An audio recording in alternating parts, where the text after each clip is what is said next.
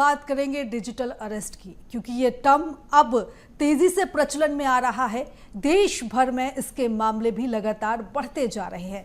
Digital arrest से जुड़ा हुआ एक बड़ा मामला भोपाल से भी सामने आया, जहां पर मंत्री कृष्णा गौर के बेटे आकाश गौर से साइबर फ्रॉड की घटना हुई।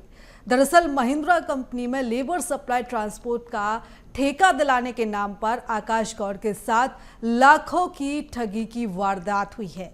वहीं ग्वालियर के रिटायर्ड नार्कोटिक्स अधिकारी भी पत्नी समेत डिजिटल अरेस्ट का शिकार हुए हैं।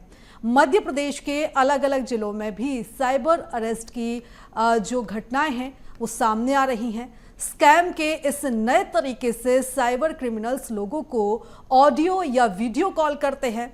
आर्टिफिशियल इंटेलिजेंस जनरेटेड वॉइस या वीडियो कॉल के जरिए लोगों को फंसाते हैं और खुद को पुलिस अधिकारी, नार्कोटिक्स कंट्रोल ब्यूरो, केंद्रीय अन्वेषण ब्यूरो का अधिकारी या कस्टम अधिकारी होने का दावा करते हैं। लोगों को अपने जाल में फंसाने के लिए ये तरह तरह के हथकंडे भी आजमाते हैं।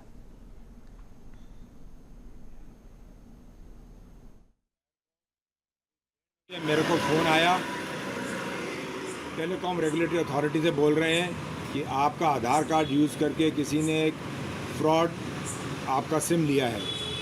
फिर इतने वो बदमाश, उन्होंने मेरे को डायरेक्ट कर दिया कि जी मुंबई साइबर पुलिस में आप कंप्लेंट करिए। बाद में उन्होंने मेरे को साइबर अरेस्ट का डरा दिया। आप समझते हैं जब आदमी डर जाता है इस बात के लिए।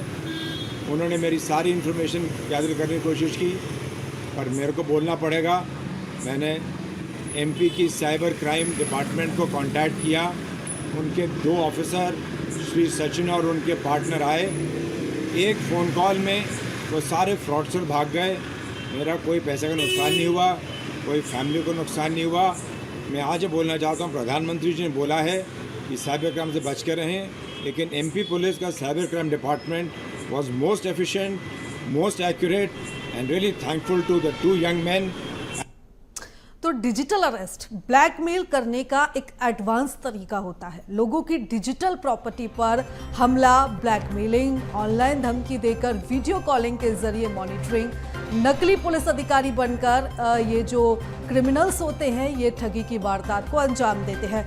वीडियो कॉल पर लगातार बने रहने की धमकी देते हैं, झूठे आरोप लगाकर दबाव बनाने की कोशिश भी करते हैं, केस खत्म करने के लिए पैसे की डिमांड करते हैं, ऑनलाइन पैसे ट्रांसफर करने की भी पेशकश करते हैं। तो जो डिजिटल अरेस्ट है, इनके मामले लगातार बढ़ते जा रहे हैं और ये ऑनलाइन ठगी का एक नया तरीका है। जितनी एडवांस टेक्नोलॉजी हो रही है, ठग भी उतने ही एडवांस हो रहे हैं और एडवांस तरीके से जो ठगी है वो की जाती है और इसमें लोगों को जो है उनके ऊपर दबाव बनाया जाता है। जो गलत तरीके से कॉल या मैसेज है वो उनके पास आते हैं और पैसों को लेकर अब जो है वो दबाव यहाँ पर बनाया जाता है। तो डिजिटल अरेस्ट, इसकी शुरुआत कैसे होती है? सबसे पहले पीड़ित के पास एक मैसेज आता है, फ़ोन कॉल आता है। अगर आपके पास भी आता है तो आप भी थोड़ा सावधान हो जाइए। इसके बाद पुलिस या इनकम टैक्स डिपार्टमेंट का झांसा दिया जाता है कि हम पुलिस डिपार्टमेंट से बात कर रहे हैं या इनकम टैक्स डिपार्टमेंट से बात कर रहे हैं।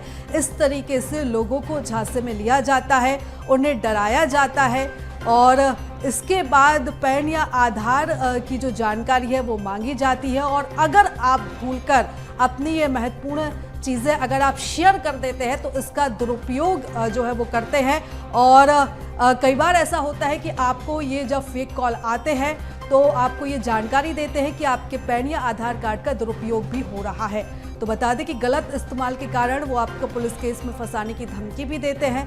सामान खरीदने या मनी लॉन्ड्रिंग का डर भी वो आपको दिखाते हैं। यानी कि कॉल करने से पहले ये जो ठग होते हैं ये पूरी तरह से होमवर्क करके बैठे होते हैं, इनको पूरी जानकारी होती है और फिर इसी तरह से वो आपको यहाँ पर जो है वो आपके ऊपर दबाव बनाने की कोशिश करते हैं और इसके बाद आपको ठगने की यहाँ पर कोशिश करते हैं।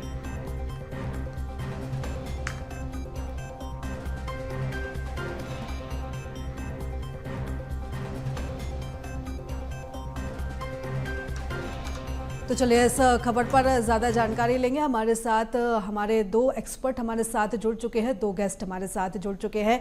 योगेश पंडित जी हैं हमारे साथ, साइबर एक्सपर्ट है, बहुत स्वागत है योगेश जी आपका। इसी के साथ ही प्रियंक सोनी जी हैं हमारे साथ, जो आर्टिफिशियल इंटेलिजेंस एक्सपर्ट हैं। आप दोनों का ही बहुत स्वागत है।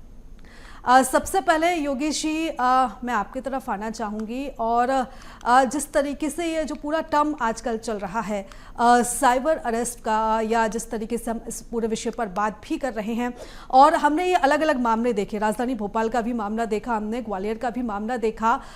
जो ठग होते हैं, जो जिस तरीके से ठगी की वारदात को अंजाम देते हैं, ये एक पूरा नकली गिरोह तैयार करते हैं, एक पूरा नकली पुलिस स्टेशन तैयार करेंगे, एक प्रशासनिक ढांचे तरीके से नकली बना लेते हैं और पूरा होमवर्क करके आते हैं कि किस तरीके से व्यक्ति को फंसाना है, किस तरीके से वो जाल में फंसेगा, ये पूरी तैयारी यहां पर करके आते हैं। क्या इनका ये पूरा प्रोसेस होता है और किस तरीके से ये जो पूरा नकली स्ट्रक्चर है इसको तैयार करते हैं?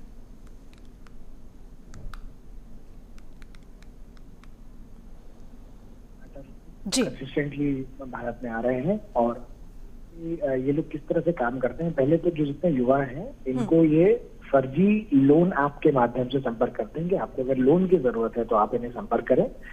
जब ये युवा उनसे लोन के एवज में अपने आधार और पैन कार्ड इनको शेयर करते हैं तो उन दस्तावेजों का दुरुपयोग हो जाता है। मिनिस्ट्री ऑफ होम अफेयर्स ने बार बार इसके लिए नोटिफिकेशन और वार्निंग भी जारी करी है कि लोग अपने आधार आईडी और पैन कार्ड साझा ना करें, सिर्फ अपने इनकम टैक्स या अपने ऑफिस कार्यालय के लिए ही इसको साझा करें। अगर आप इसको किसी को शेयर करते हैं तो इसके दुरुपयोग हो सकते हैं, बिल्कुल आसानी से हो सकते हैं। ठीक है। बात यह है कि ये जो नकली वीडियो बना लेने की बात है या नकली वर्दी पहन के और नकली थाना रन करने की बात है, ऐसी भी घटनाएं काफी सामने आ रही हैं जिसमें ये लोग पूरे जो ऑपरेटिव्स होते हैं ये निरंतर रूप से केस को सेटल करने के नाम पर और इस तरह की ठगियों को अंजाम दे रहे हैं। तो इसके बहुत सारे टेक्निकल एस्पेक्ट हैं जिस पर अपन बात कर सकते हैं। बिल्कुल मैं लौटूंगी योगेश जी आपकी तरफ। प्रियंक जी मैं आपका रुख करूंगी। जिस तरीके से हमने देखा कि जो ये ठग होते हैं वो एआई का इस्तेमाल बहुत ज़्यादा करते हैं, फेक कॉल्स करने में, फेक वीडियो बनाने में। क्या ये डिजिटल अरेस्ट होता है और किस तरीके से इससे बचा जाए, किस तरीके से इनकी जो पूरी वर्किंग है वो होती है?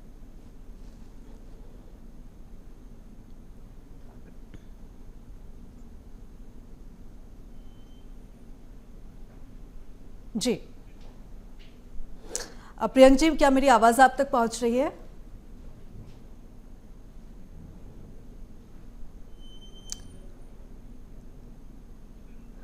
प्रियंक जी से शायद हमारा संपर्क नहीं हो पा रहा, दोबारा हम उनसे संपर्क करने की कोशिश करेंगे।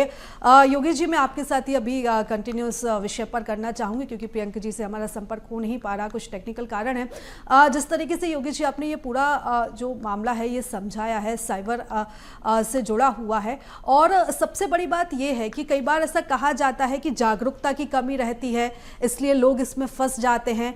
एक बार को आम आदमी का फिर भी समझ में आता है, लेकिन इसमें जो लोग फंसते हैं वो बड़े अधिकारी जो रहते हैं वो भी फंसते हैं, या किसी बड़ी पोजीशन पर जो काम करने वाले लोग होते हैं वो भी बहुत आसानी से इसमें फंस जाते हैं। अब किस तरीके से एक तरीके से कह भी सकते हैं कि जो माइंड गेम है जो ठग हैं वो खेलते हैं या पूरी तैयारी के साथ यहाँ पर बैठते हैं, इसके बचाव के लिए क्या कुछ जो कदम है उनसे तुरंत पकड़ा जा सकता है कि हमारे साथ जो है वो स्कैम हो रहा है या ये फेक कॉल है? जी बिल्कुल, देखिए तो देखिए पहली चीज तो देखिए, अगर आपने कुछ गलत किया नहीं है तो आपको किसी बात से डरने की जरूरत नहीं है। अगर मैं तो कहता हूँ असली पुलिस भी आपको संपर्क करे तो आपको घबराने की जरूरत नहीं है। लेकिन यहाँ पे लोग क्या करते हैं, ये आपके नाम पर नकली डॉक्यूमेंट्स बनाते हैं, नकली लोगों का इस्तेमाल करते हैं और अपनी पहचान को छुपा के, यानी जिसको हमारे जो लीगल प्रक्रिया है उसमें कहते हैं इम्पर्सोनेशन। तो पहली बात तो लोग इम्पर्सोनेशन करते हैं, नकली अधिकारी बन के आपसे बात कर रहे हैं, और भले ही कोई सरकारी अधिकारी हो या बैंक का अधिकारी हो या रिटायर्ड गवर्नमेंट अधिकारी हो, वो प्रेशर में आ जाता है। हम लोगों ने न्यूज के माध्यम से जाना कि अनेकों ऐसी घटनाएं हो चुकी हैं जहां पर, मुझे ध्यान है, एक महिला को हार्ट अटैक आ गया था उनकी बेटी के बारे में जानकर। तो हर व्यक्ति स्ट्रेस को उपाध्याय जी बड़े ज्यादा आसानी से नहीं हैंडल कर पाता, और आपने अनेकों ऐसे न्यूज मैटर्स कवर भी करे हैं तो मैं दर्शकों को बताना चाहूंगा कि पहली चीज जो हमारे ऑनरेबल पीएम मोदी साहब ने बात कही है कि रुकिए, सोचिए, फिर एक्शन लीजिए। मैं उसी बात को दोहराना चाहूंगा कि आप जल्दीबाजी में काम ना करें। पुलिस आएगी तो पुलिस आपके घर आएगी, पुलिस आपको कॉल करके चमकाएगी नहीं कि केस सेटल करने के लिए पैसा दे दो, ऐसा नहीं होता साहब। बिल्कुल बने रहिएगा योगेश जी हमारे साथ। प्रियंक जी भी हमारे साथ, प्रियंक जी से भी हम जो है वो बातचीत करने की यहाँ पर कोशिश करेंगे, बार बार उनसे हमारा संपर्क टूट रहा है। तो जिस तरीके से साइबर ठगी के ये जो मामले सामने आ रहे हैं, अब जो चिंता है वो काफ़ी बढ़ जाती है, क्योंकि आंकड़े लगातार बढ़ते जा रहे हैं और इनकी चपेट में, इनके शिकार में हर व्यक्ति आ जाता है, चाहे वो एक स्टूडेंट हो, चाहे वो एक रिटायर्ड अधिकारी हो। ये सभी को अपने झांसे में ले लेते हैं और करोड़ों की जो ठगी है, करोड़ों की ठगी की वारदात को अंजाम देते हैं। योगेश जी, अगला सवाल भी मेरा आपसे ही रहेगा, किस तरीके से इनको पकड़ा जाता है, क्या कुछ प्रोसीजर होता है, क्योंकि आप साइबर एक्सपर्ट हैं, किस तरीके से इनतक, क्योंकि कई बार ऐसा होता है कि रिपोर्ट भी कराई जाती है पीड़ित पक्ष की तरफ से, उसके बाद भी पुलिस को काफ़ी चुनौतियों का सामना करना पड़ता है, ये काफ़ी आसानी से पुलिस को यहाँ पर चकमा दे देते हैं। ये बात जाहिर है कि जितने क्रिमिनल्स हैं ये टेलीविजन प्रोग्राम या यूट्यूब देख के नहीं सीखे हैं, ये लोग अब ज्यादा ट्रेन हो गए हैं पहले से और बेहतर साइबर क्रिमिनल्स बन गए। जब बात आती है पुलिस प्रशिक्षण और पुलिस की एक्सपर्टीज की, तो कंसिस्टेंटली पुलिस ने ऐसे बहुत सारे मैटर्स क्रैक करे हैं। अब इसमें कुछ मैं आपको बातें बता सकता हूँ, कुछ नहीं बता सकता। कुछ बातें ऐसी हैं जो कि लोगों के सामने आनी चाहिए कि लोग पहली बात तो रिपोर्ट करें। भारत शासन का पोर्टल है, चक्षु नाम से पोर्टल है, CHAKSHU, चक्षु, आपकी आंखें खोल दे। ये संचार सारथी का भारत शासन का पोर्टल है, इस पर जाएं और कोई भी फर्जी नंबर आपके पास आता है पिछले 30 दिनों में या पिछले 3 दिनों में, है ना, अलग अलग कैटेगरी बनी है, पिछले 30 दिनों में अगर वो आपको सेक्सटॉर्शन, नकली पुलिस अधिकारी, गैस कनेक्शन, इलेक्ट्रिसिटी, किसी भी चीज के लिए कॉन्टैक्ट करता है वेरिफिकेशन के लिए, तो आप रिपोर्ट करें। और 3 दिन की जो कैटेगरी बनी हुई है वो है अनसॉलिसिटेड कॉल्स, जो लोग आपका नंबर कहीं से हासिल कर लेते हैं और आपको परेशान करते हैं। इन सब नंबर्स को आप रिपोर्ट किया जा सकता है। तो पहली बात तो आप रिपोर्ट करें, आप रिपोर्टिंग जरूर करें। दूसरा, साइबर क्राइम का पोर्टल है cybercrime.gov.in और इसका हेल्पलाइन है 1930। काफी लोग हमें बताते हैं कि उनको हेल्पलाइन में संपर्क नहीं हो पा रहा, तो इसका बहुत सरल उपाय मैं आपको बताना चाहूंगा मेरे सारे श्रोताओं को। आप 112 पे कांटेक्ट कर ले, नेशनल इमरजेंसी नंबर 112 पे कांटेक्ट करके आप उन्हें साइबर कमांड में कनेक्ट करने के लिए रिक्वेस्ट कर सकते हैं।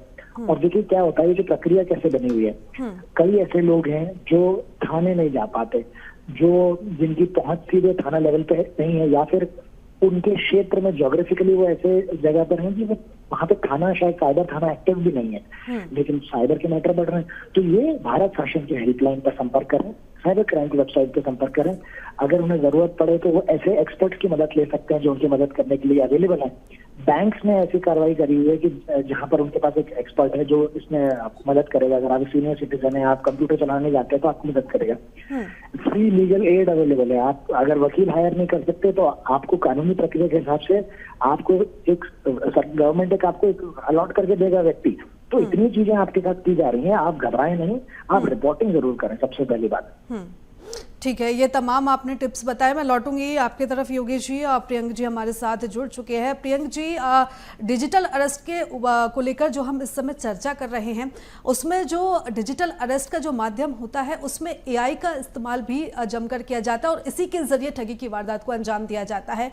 आप इस पूरे टर्मिनोलॉजी को एक बार समझाइएगा हमारे दर्शकों को कि किस तरीके से AI का इसमें इस्तेमाल किया जाता है और किस तरीके से लोगों को इसमें फंसाया जाता है।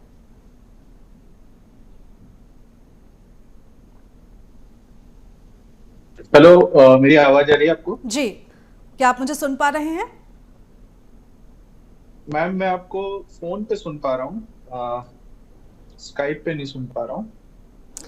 तो एक बार मैं अपने टेक्निकल टीम से कहूँ कि शायद कुछ समस्या आ रही है आवाज। मेरी आवाज?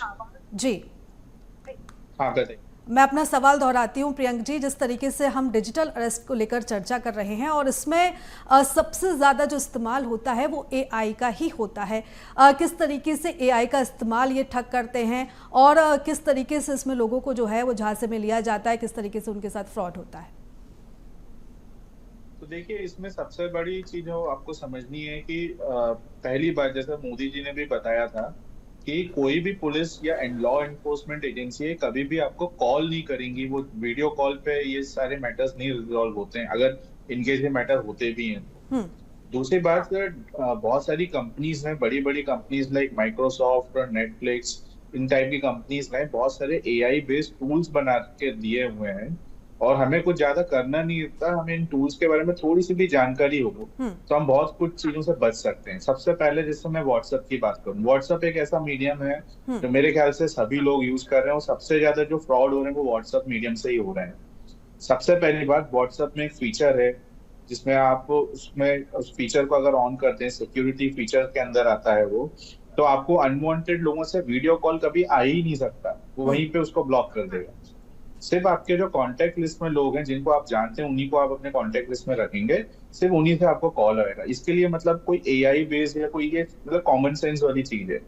दूसरी बात, अगर आपको एआई बेस्ड टूल्स में नहीं जाना है, क्योंकि ये डीप फेक कॉल्स ऐसे होते हैं कि ये रिकॉर्डेड वीडियोस होते हैं या किसी की इमेज किसी पे इम्प्लांट करके हम ये वीडियोस बनाते हैं, या जो पर्सन वहां पे इम्पर्सोनेट कर रहा है वो एक्चुअली वो पर्सन नहीं है, वो कोई और है। तो बहुत सारे टूल्स ऐसे हैं जो इन चीजों को डिटेक्ट करते हैं, deep fake Hunter, deep fake analysis, और इस टाइप के बहुत सारे टूल्स हैं जो मतलब मार्केट में भी अवेलेबल है, और ये कंपनीज इनको बहुत फ्री में भी ऑफर कर रही हैं। तो आपको ज्यादा कुछ करना नहीं है, बस उन टूल्स की मदद से आप पहचान सकते हैं कि ये डीप फेक वीडियो है या नहीं है, ये जो कॉल आ रहा है ये डीप फेक है कि नहीं है। अब इसमें थोड़ा सा ये मतलब टेक सेवी लोगों के लिए ज्यादा ठीक लगेगा, बट जो कॉमन पीपल हैं, जो आम लोग हैं, जो टेक्नोलॉजी को इतना नहीं जानते, उनको क्या करना है। सबसे पहले आप व्हाट्सएप पे अनवांटेड कॉल्स को रिसीव ही मत करिए। अगर आप कॉल रिसीव कर रहे हैं तो सिर्फ उन्हीं लोगों से कॉल रिसीव करिए जो आपकी कॉन्टैक्ट लिस्ट में है। व्हाट्सएप में बहुत सारे ऐसे फीचर्स हैं जिनके बारे में हमें शायद पता नहीं है। थोड़ी बहुत साइबर हाइजीन हम लोगों को सबको पता होनी चाहिए। जैसे कि योगेश जी ने भी बताया कि गवर्नमेंट ऑफ इंडिया के बहुत सारे पोर्टल्स हैं जहाँ पे जाके हम इन चीजों को देख सकते हैं। ऐसे एक नाम और मैं इसमें जोड़ना चाहूंगा, साइबर स्वच्छता केंद्र। साइबर स्वच्छता केंद्र भारत सरकार का एक पोर्टल है, हिंदी इंग्लिश दोनों में अवेलेबल है और रीजनल लैंग्वेजेस में भी अवेलेबल है। उस पे आप जाके बहुत सारे ऐसे टूल्स हैं इनको डाउनलोड कर सकते हैं और इन चीजों से बच सकते हैं। उसमें डूज एंड डोंट्स भी अवेलेबल है कि आपको क्या करना चाहिए और क्या नहीं करना चाहिए। बच्चों के लिए, जो मेरे ख्याल से सबसे ज्यादा वल्नरेबल एंटिटी यहाँ पे बच्चे ही होते हैं, बच्चों के लिए खासकर उसमें कुछ ऐसी चीजें हैं कि आप अगर सोशल मीडिया यूज कर रहे हैं या आप किसी तरह का प्लेटफॉर्म यूज कर रहे हैं तो आपको क्या करना है और क्या नहीं करना, ये सारी चीजें उसमें बहुत अच्छे से बताई गई हैं। मेरे ख्याल से ये अगर आप उसको यूज करते हैं या आपके मेरे माध्यम से जितने लोग इस चीज को सुन रहे हैं वो लोग ये यूज करेंगे तो डेफिनेटली आप लोग को बहुत फायदा होगा। डिजिटल अरेस्ट का सबसे बड़ा मतलब जो एग्जाम्पल अभी हम देख पा रहे हैं और जो सुन रहे हैं काफी, बट आप अगर सतर्कता रखेंगे तो डेफिनेटली इनसे बच सकते हैं।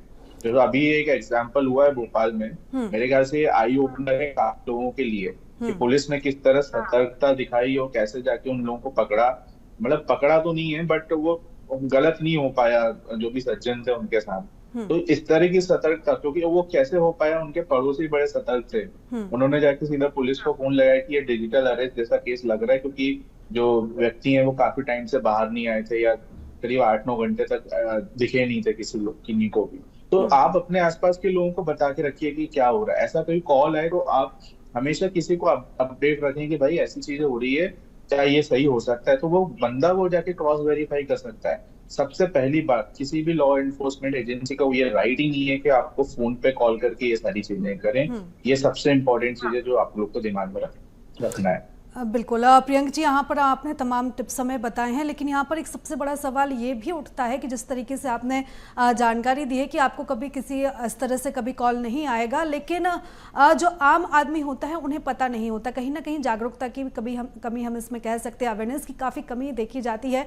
योगेश जी, अगला सवाल मेरा आपसे ही है, जिस तरीके से हम डिजिटल हो रहे हैं, ऑनलाइन होने का जो अभी जो सिस्टम है वो आगे बढ़ रहा है, तो क्या आप इसको भी एक बहुत बड़ा रीज़न मानते हैं जिस तरीके से अब जो साइबर ठग हैं, जितने हम एडवांस होते जा रहे हैं उतनी दुगनी रफ्तार से ये भी एडवांस होते जा रहे हैं? ये बिल्कुल जाहिर है, ये हमेशा कैट एंड माउस, चूहे बिल्ली का खेल रहा है हमेशा। क्रिमिनल्स 2 कदम आगे होते हैं, फिर पुलिस अपनी तकनीक बढ़ा के उनको पीछा कर लेती है और पकड़ लेती है। अब क्या है, बस अभी ये हो गया है कि अब पुलिस को छलांग लगा के थोड़ा प्रोएक्टिव अप्रोच करना रहेगा। और आपने एक जो भूमिका बताई इसमें अवेयरनेस की, वो भी अपने आप में बहुत बड़ी बात है उपाध्याय जी। अवेयरनेस होना इसलिए भी इम्पोर्टेंट है कि हम नागरिक होने के कारण हम सिर्फ गवर्नमेंट क्या इनिशिएटिव ले रहा है, गवर्नमेंट क्या कैंपेन कर रहा है उसके भरोसे ना बैठे, खुद भी पढ़े, खुद भी जागरूक रहे, और इन चीजों से हम आसानी से बच सकते हैं। एक बहुत अच्छी बात मैं आपको बताना चाहूंगा, इसमें जो सर्ट जैसी बॉडीज हैं, ये निरंतर CERT जैसी बॉडीज हैं, ये केंद्र पर भी बनी है और स्टेट पे भी बनी है, जैसे मध्य प्रदेश में भी बनी है, दूसरे स्टेट जो बना रहे हैं, तो ये निरंतर रूप से अपनी एडवाइजरी जारी करते हैं, है ना। तो लोग इनको भी फॉलो कर सकते हैं इनके वेबसाइट पर, मध्य प्रदेश शासन पे या केंद्र की वेबसाइट पे। इसका पूरा नाम है CERT.gov.in। तो इसको लोग फॉलो कर सकते हैं और यहाँ पे एडवाइजरी मिलती है इनको कि क्या करें क्या ना करें। ये भी सारे विभाग, सारे लोग इसको फॉलो कर सकते हैं। ठीक है, आप बने रहिएगा योगेश जी हमारे साथ। अगला सवाल मेरा प्रियंक जी आपसे रहेगा, क्योंकि यहाँ पर योगेश जी ने तमाम जो बातें हैं हमसे शेयर की हैं कि किस तरीके से इससे बचा जाए। साइबर एक्सपर्ट हैं योगेश जी, उन्होंने तमाम बातें हमसे बताई हैं। प्रियंक जी, लेकिन अगर हम इसमें AI की भी अगर हम बात करें, तो जिस तरीके से आपने बताया, कुछ टूल्स भी आपने जिसका जिक्र किया है कि इनके ज़रिए हम आसानी से पता लगा सकते हैं कि डीप फेक वीडियो है, ये फेक वीडियो है। लेकिन जब कई बार इस तरीके से कॉल आता है, अगर हम वीडियो की बात ना करें, सिर्फ कॉल की बात करें, तो कई बार ऐसा भी होता है, एक बार मैं भी इसका शिकार हुई थी कि मेरे परिचित का ऐसे फ़ोन आ गया था कि ये हॉस्पिटल में एडमिट है। जब ऐसी कंडीशन होती है तो लोग समझ नहीं पाते कि ये फेक भी हो सकता है, नहीं भी हो सकता है, कि आपके फादर का एक्सीडेंट हो गया, वो हॉस्पिटल में एडमिट है। उस समय व्यक्ति ये नहीं सोचता कि ये फेक कॉल हो सकता है, इंसान तुरंत फिर उनके झांसे में आ जाता है। बिल्कुल सही बात है आपकी। इसका सबसे सिंपल सेंस है कि आप थोड़ा सा, मतलब आप देखिए, एनवायरनमेंट में कोई चीज जब होती है, जैसे मैं आपको कोविड के सिचुएशन से थोड़ा सा एक एग्जांपल देना चाहूंगा। जब हमें पता था कि कोविड जैसी महामारी आसपास है, तो हम खुद प्रिकॉशन ले रहे थे, हम मास्क पहन रहे थे, हम घर आते थे सबसे पहले हाथ धोते थे, सैनिटाइजर अपने साथ रखते थे। ये हाइजीन की बातें हैं। इसी तरह से आपको पता है कि deep fake in and around है, लोग इसका फायदा उठा रहे हैं और रोज कोई ना कोई इसमें फंस रहा है। तो हम थोड़ी सी साइबर हाइजीन अपने एंड से भी रखें। सबसे पहली बात, आपने सही सवाल उठाया कि भाई किसी ने मुझे रैंडमली कॉल किया और मेरे किसी परिचित के बारे में बोला कि ये हॉस्पिटल में एडमिट है या किसी का एक्सीडेंट हो गया है, उस समय मुझे क्या करना चाहिए? सबसे पहली चीज, उस परिचित को एक बार आप फोन लगा लीजिए।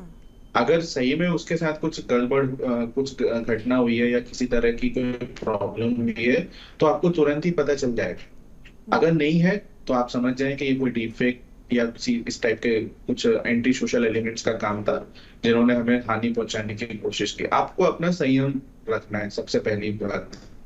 उसके बाद आप वो जो जिस नंबर से आपको कॉल आया है, जैसा कि योगेश जी ने बताया कि बहुत सारे पोर्टल्स हैं, उस नंबर को आप रिपोर्ट जरूर करें। सबसे पहली चीज आपको ये रखना है, क्योंकि वो हो सकता है आपको कॉल कर रहे हैं तो कुछ और लोगों को भी कॉल करेगा। उनका तो टारगेट रहता है कि भाई हमें 10 लोगों को कॉल करना, उनमें से 2 या 3 जरूर फंस जाएंगे। तो किसी ना किसी वे में इसको करेंगे। अच्छा, इसमें एक सबसे इम्पोर्टेंट चीज है जो कि मैं बोलता हूँ, सोशल इंजीनियरिंग। कि जितने भी जो डीप फेक हंटर्स हैं जो आपको कॉल कर रहे हैं इस टाइप से, वो कहीं ना कहीं से आपकी सोशल इंजीनियरिंग भी करके बैठे हुए हैं।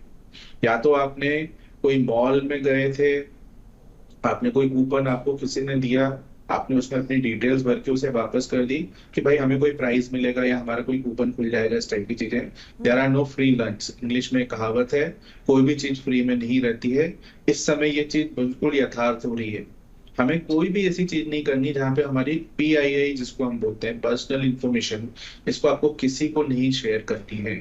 आप अगर रिजर्वेशन काउंटर पे जाते हैं, आपने रिजर्वेशन काउंटर पर अपनी टिकट बनवाई, तो जो स्लिप आपको मिलती है प्लीज उसको वहां फेंके ना। उसमें आपकी बहुत वाइटल इंफॉर्मेशन है, आपका फोन नंबर आपकी प्राइमरी की बन चुका है आज की डेट में। तो वो इंफॉर्मेशन आपको फेंकनी नहीं है, उसको डिस्कार्ड करनी है।